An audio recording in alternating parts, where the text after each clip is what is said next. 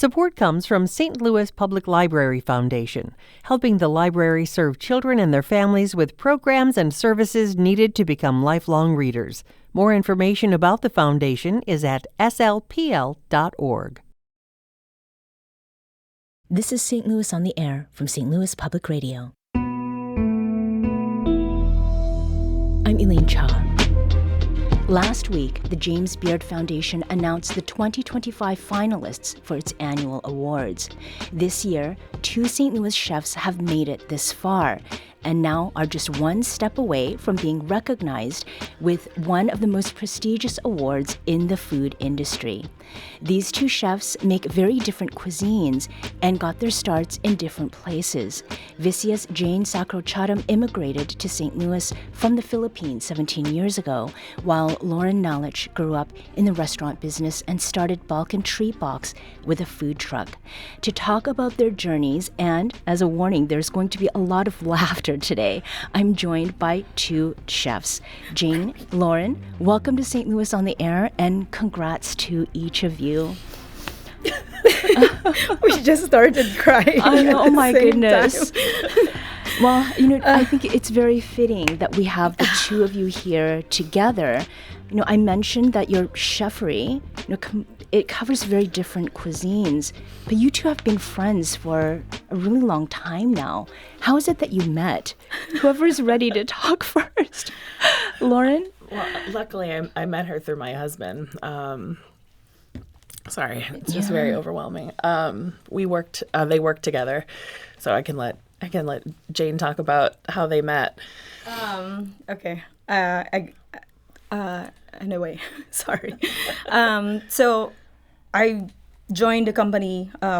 Technically, I see these 2, Michael and Tara, making something different, and I want to join the team that gonna pretty much put something cool in St. Louis, and I become part of it, and I get to know a lot of people, a lot of talented people, come and goes at the same time. I mean, it's St. Louis, and there's a lot of people in the industry, but Edo stand out just because Edo is like very sweet, and then bringing Loryn once in a while, and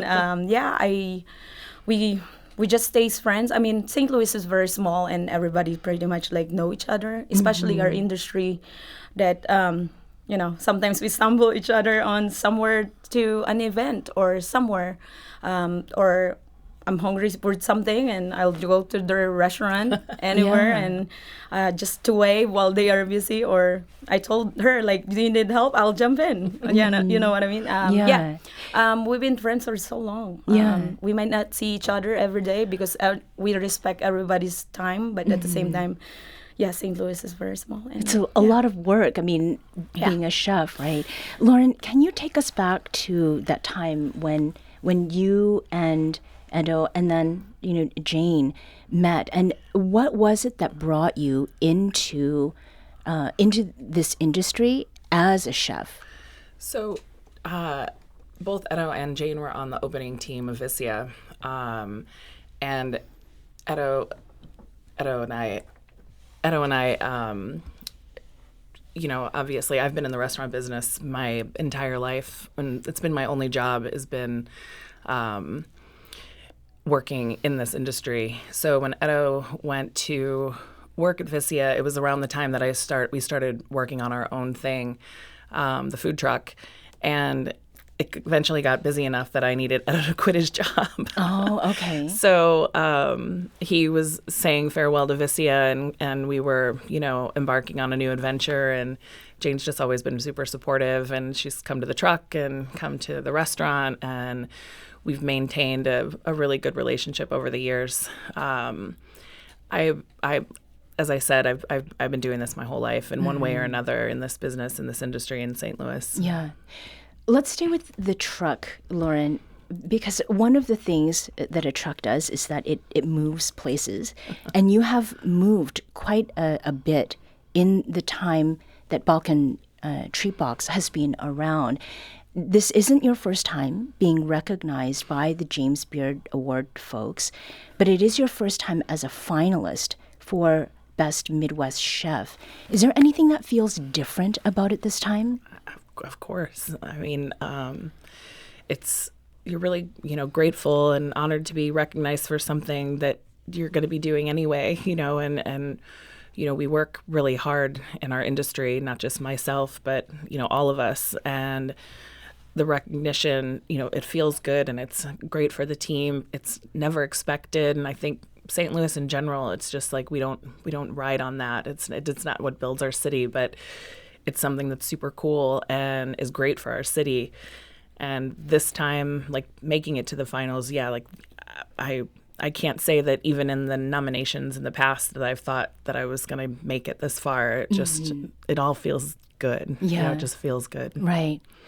Well, Jane, this is the first time that you have been nominated, and this is for Emerging Chef. And I want to point out that this is for the entire country, not just for the region. So, I mean, what was it like to learn that you were nominated and then to get the news last week that you were a finalist? My heart, it's still like want to jump out of my chest. I'm gonna cry. The usual. We have some Kleenex. All good. It's definitely a journey, in a way. I don't know.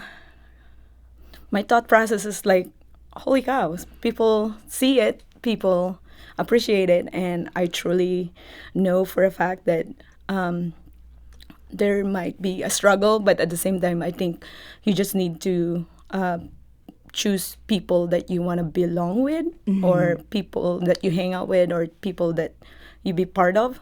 I think I'm very, very great, very lucky to have those team, all the mentors that I have, all the bosses that I had from the beginning of my journey on cooking, because I was just craving and I want this excitement being behind the kitchen and just, I don't know. It's just amazing. Yeah. Well, you started as a line cook and now as chef de cuisine at Vicia, you're directing other cooks, like how things should be done and prepared.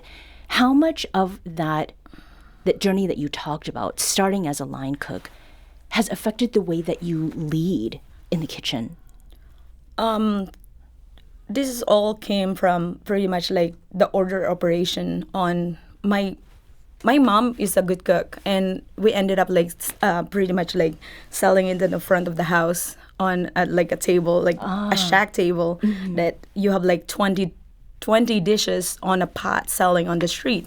So like that smell craved me to become pretty much a cook. I just want to be a cook. I like cooking, but at the same time, my bosses see there's leadership like spiking out on that, and I've been there so long enough that I see bits and pieces, and I'm very good at like observing on how they handle it.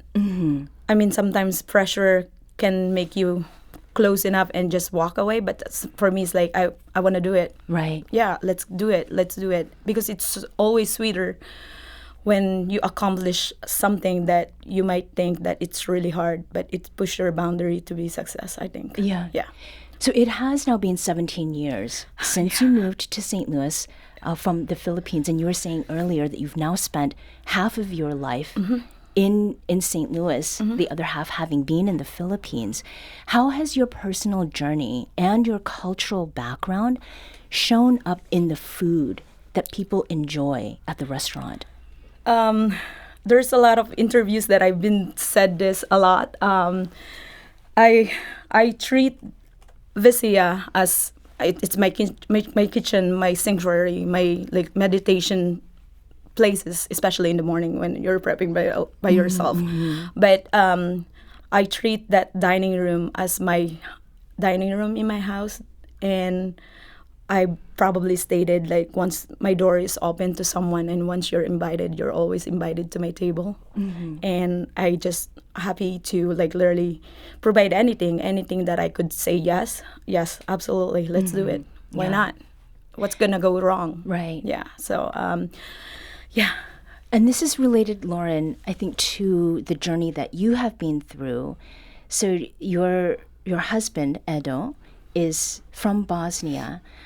I do understand that you had some exposure to Balkan food through a Croatian friend in your youth, but it was not the food that you grew up eating. So if we fast forward to Balkan Treat Box, what about the food that you were enjoying, after you'd met your husband, made it such a big part of your life that you wanted to share it with St. Louisans?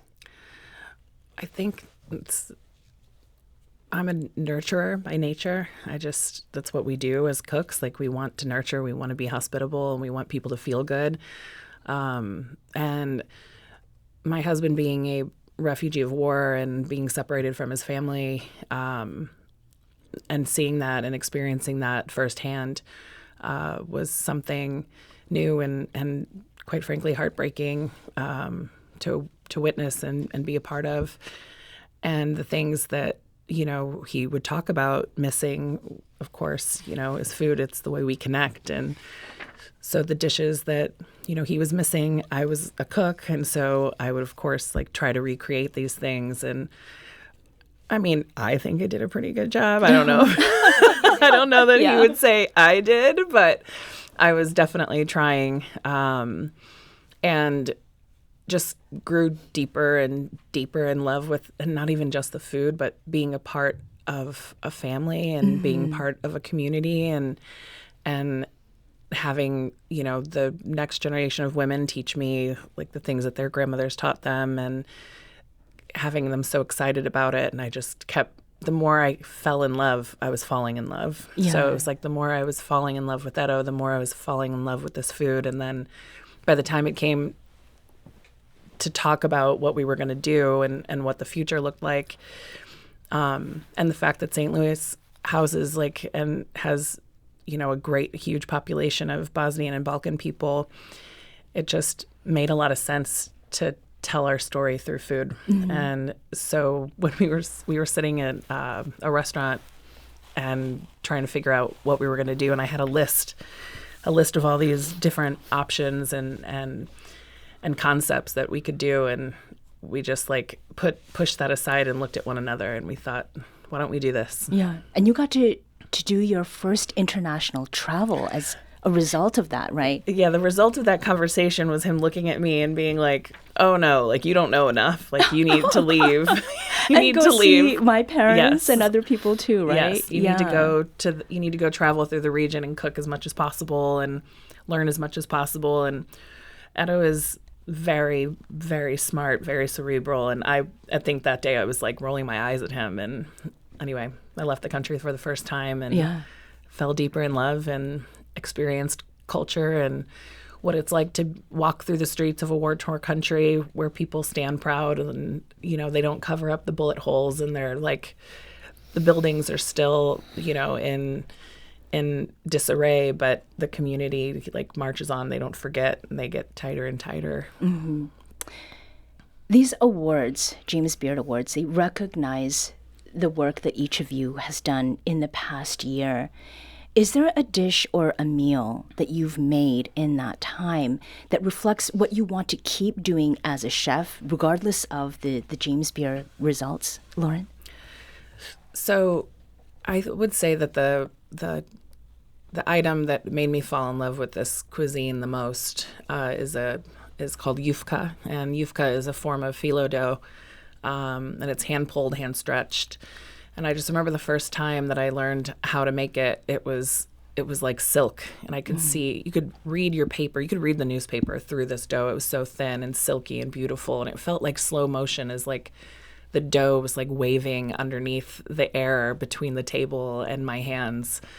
And every time I make it, I remember that moment, and every time I teach someone to make it, I remember that moment, and I have so much joy, and I just don't think that will ever leave. Mm-hmm. Jane, how about you? Well, Vicia is a very seasonal restaurant, and all the techniques that we always using wood fire is always going to be there. The protein always touched by wood fire that create deeper and contribute and added more depth flavor on that, and so I think having that in the menu is always going to be there. Cooking some fish. I actually butcher all the protein at the restaurant, and so making sausages and things like that, it's still going to be all over the menu in a way. So yeah. Jane Sacro Chatham is chef de cuisine at Vicia, and Loryn Nalic is chef and co-owner of Balkan Treat Box. Jane and Loryn, thank you so much for joining us, and both congrats and good luck. Thank you so much.